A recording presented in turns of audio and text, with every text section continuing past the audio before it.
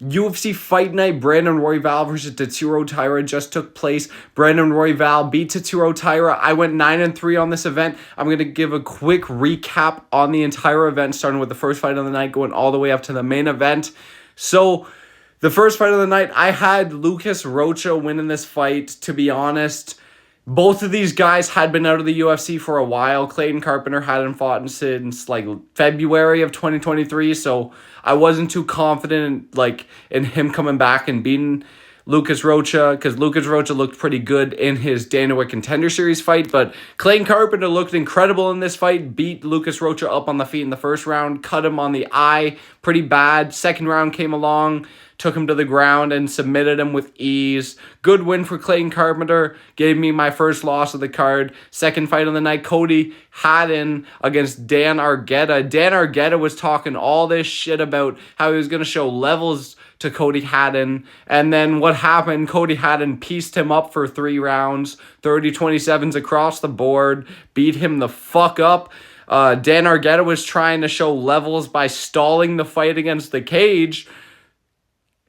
Cut this guy from the UFC. That's all I got to say. So, Cody Haddon, 30-27s across the board. Next fight up the card, Julia Pilastri against Corey McKenna.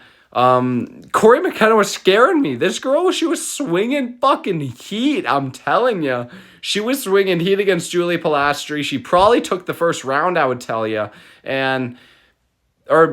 No, Julia took the first and second, and then Corey took the third, is probably how I would give the rounds out in that fight, because Corey McKenna controlled a lot in that third round. But that first and second round, Julia Pilastri did do a good job of keeping her against the fence, landing good cage knees against the body.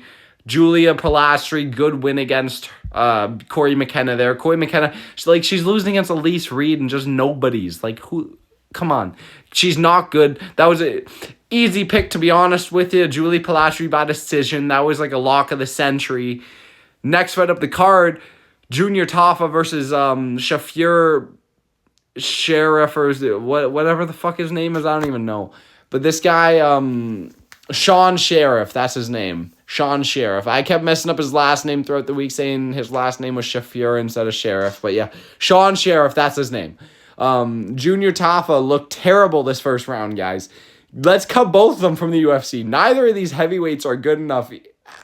Both these guys get 30-27 by Martin Budai. Both these guys get KO'd in 20 seconds by Rebellis to Spain. Come on. Junior Tafa was losing the first round to Sean Sheriff, nearly a 10-8. This guy fucking, in the last 30 seconds of this fight, quit, just curled up in a ball on the ground, and Sean Sheriff was loading, just fucking teeing off on him on the ground. Nearly got the fight stopped. Somehow it didn't. Got to a second round, and Sean Sheriff had completely gassed his entire cardio, and Junior Tafa put it on him in the first 2 minutes, and this was a completely hilarious fight, to be honest with you.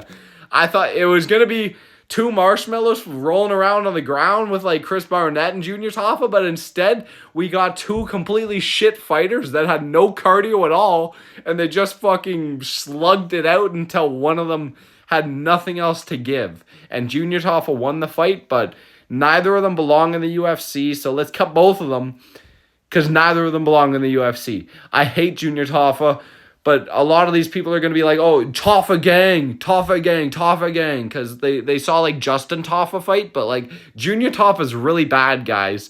If you've seen any of his fights, you know what I'm saying. Junior Tafa is really bad. So I take nothing about this win over Sean Sheriff, who's this nobody with a 4-0 record against absolute tin cans. Good win for Junior Tafa. Stay in the UFC, buddy. Good job. Next fight of the card, we got Themba Gorimbo versus Nico Price. I thought Themba Gorimbo was going to get the round 1 TKO, and to be completely fair to my pick, he nearly got the round 1 TKO. He was slugging it out with Nico Price, completely beat his ass in that first round, had him wobbled at multiple points, and I was jumping out of my seat going fucking swing, come on, knock him out. But it didn't happen. a lot of people are going to be like, why would you even pick a TKO for Themba Gorimbo? And it's like, well, it's a style make fights, It's like Nico Price had been knocked out. He has a questionable chin. Themba Gorimbo has knocked people out before. And against a guy like Nico Price, I thought he was going to knock him out, and he nearly did. So I will stand by my pick of knockout by Themba Gorimbo.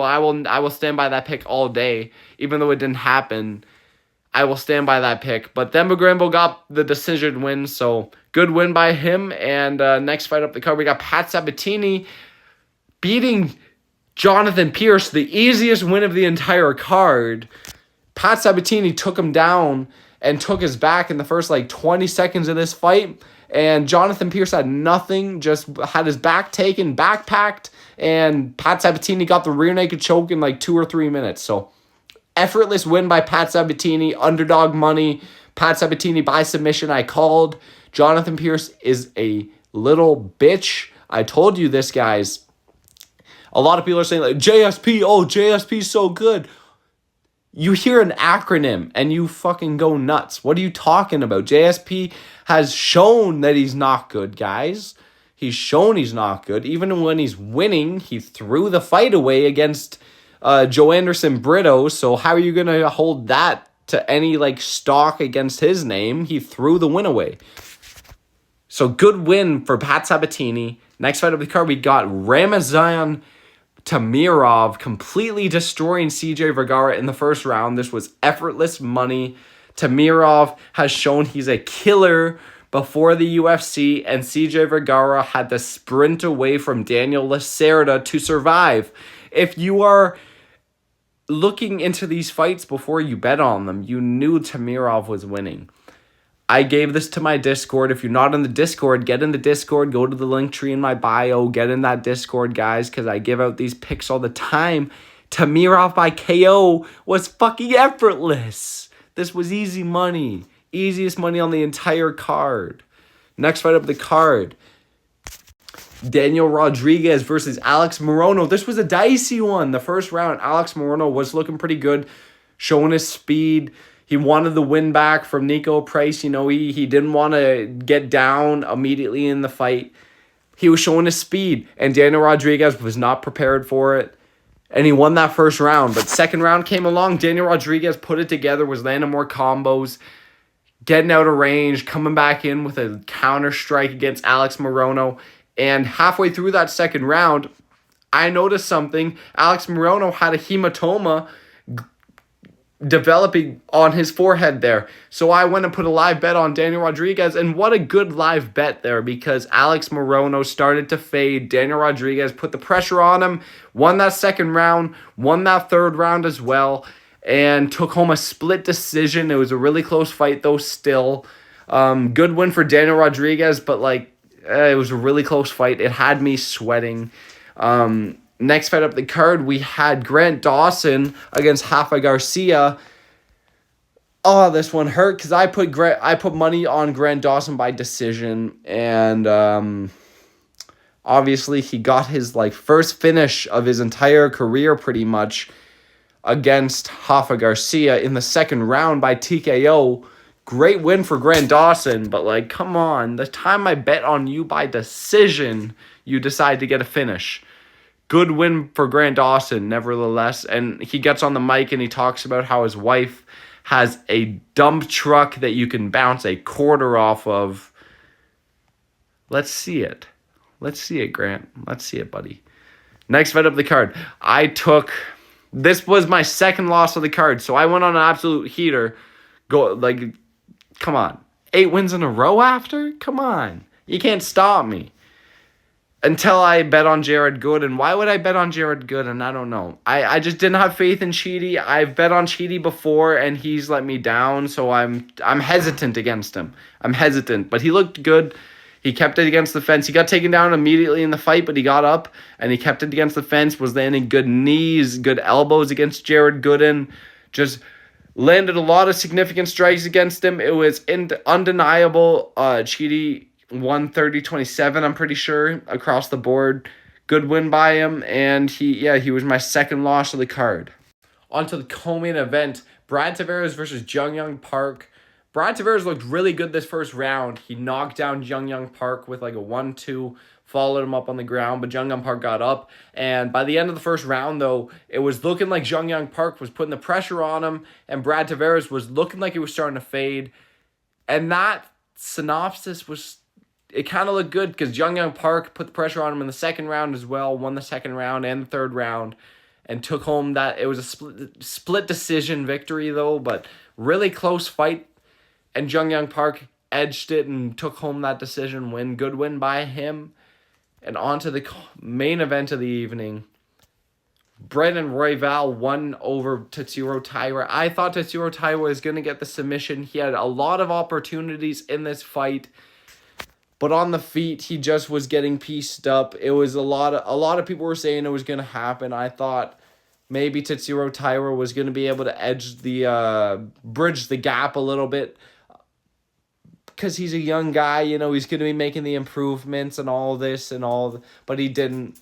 He was getting pieced up on the feet. He got dropped in the first round. He probably lost on significant strikes, even though by the end of it, he had a close submission attempt. The second round, he probably won that, in my opinion. He had not a lot of significant strikes against him and had all the control time and submission attempts and all this. Third round was the deciding round. Because the fourth round, Tatsuro Taira also won. And the fifth round, Brandon Royval won. So it was one apiece, or two apiece, sorry. So it was Royval 1-5, Taira 2-4. So it came down to that third, where Royval kind of pieced him up on the feet, dropped him at the start of the third round once or twice. I think it might have been twice. And then Taira got him to the ground at the halfway point, had a couple close submission attempts, and I understand they weighed the strikes a bit more heavy. I do completely understand it. Brandon Royval, in my opinion, probably won the fight too. He did look better. He was able to keep it on the feet for the most part and piece Tatsuro Taira up. I thought Tatsuro Taira would do better on the feet. Didn't happen, but We'll see better in the future from Tatsuro Taira, I think. And this will get Brandon Royval a title shot against whoever wins over Kayas Akira and Alexander Pantoja, which got booked today, so that'll be interesting. Good win for Brandon Royval. I went 9-3 on this card. We didn't cash the parlay, unfortunately, that I posted with with my bet, the full card graphic. We have a curse against us, guys. We will get it back. I need to fucking break this curse. I promise you, I will break this curse. Let me know what you thought of these picks. Make sure to like this video, comment, subscribe, hit that notification bell. We'll be back here for more soon. Let me know what you thought. Let's go.